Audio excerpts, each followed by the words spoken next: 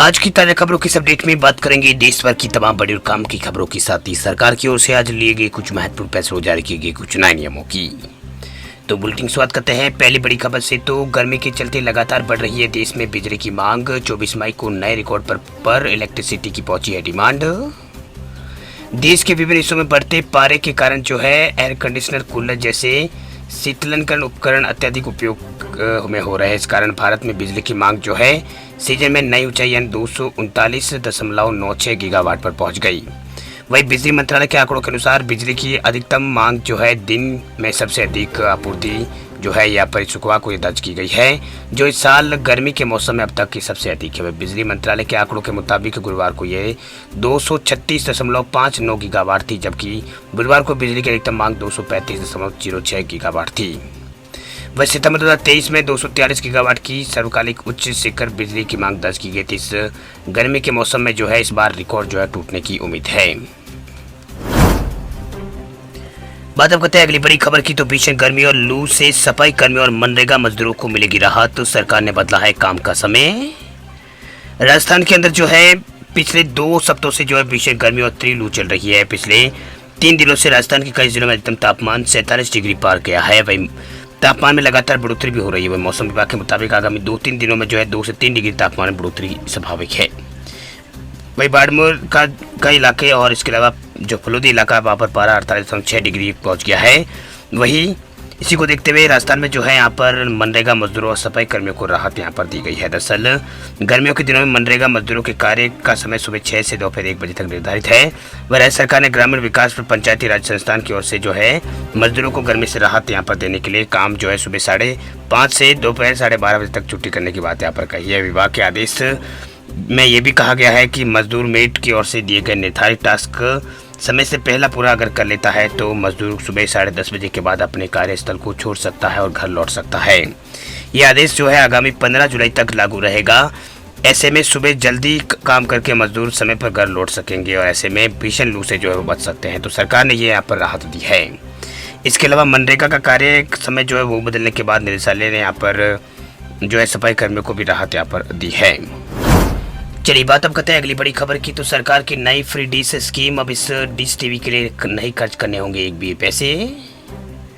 सरकार जो है डीटीएच जो है यहाँ पर उसमें राहत प्रदान कर रही है। डीटीएच सर्विस को लेकर जो है राहत प्रदान कर रही है। दरअसल बात यूँ है कि डिश टीवी रिचार्ज की चिंता अब आपको हर महीने रहती है। ऐसे में अब आपको हम सरकार की एक नई स्कीम के बारे में जानकारी देने वाले हैं। यहाँ पर आपको ये हैरान करने वाली बात यह है कि सरकार की तरफ से फ्री डिश कनेक्शन का ऑप्शन दिया जाता है। इसकी मदद से आप आसानी से घर बैठ पर जो है ये डिश लगवा सकते हैं। यूजर्स को कोई रिचार्ज भी करवाने की ज़रूरत नहीं है।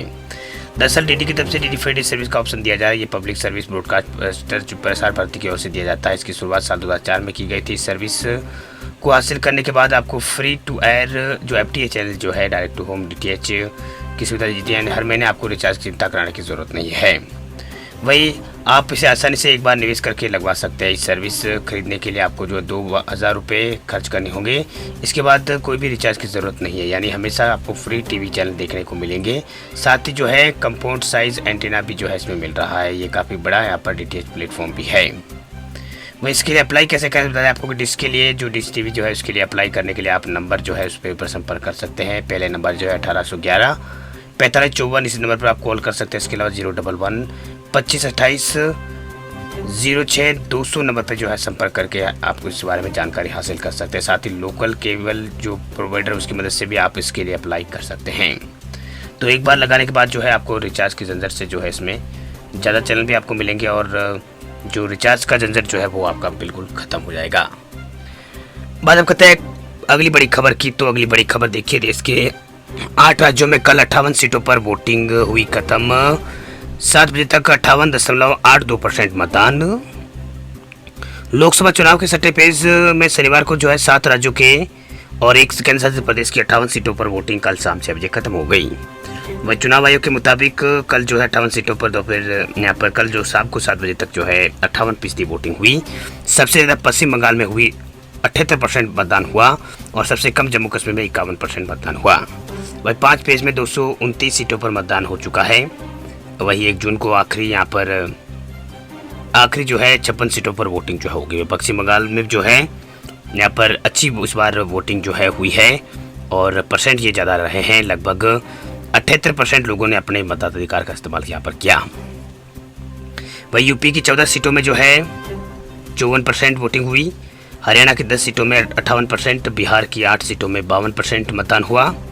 इसके अलावा दिल्ली के 7 में 54% और ओडिशा की 6 सीटों पर 59% और जम्मू कश्मीर की 1 सीट पर 51% जो है मतदान हुआ। वह झारखंड की 4 सीटों पर 62% जो है मतदान इस बार रिकॉर्ड यहाँ पर बना हुआ है। तो मतदान जो है लोगों ने यहाँ पर जमकर इस बार किया है। तो सबसे आगे पश्चिम बंगाल रहा है। वीडियो अच्छा लगा तो लाइक जरूर करें, चैनल पर नए तो चैनल को सब्सक्राइब करें और बेल आइकन दबा दें ताकि उधर आपको जो है ऐसी खबरें मिलती रहें।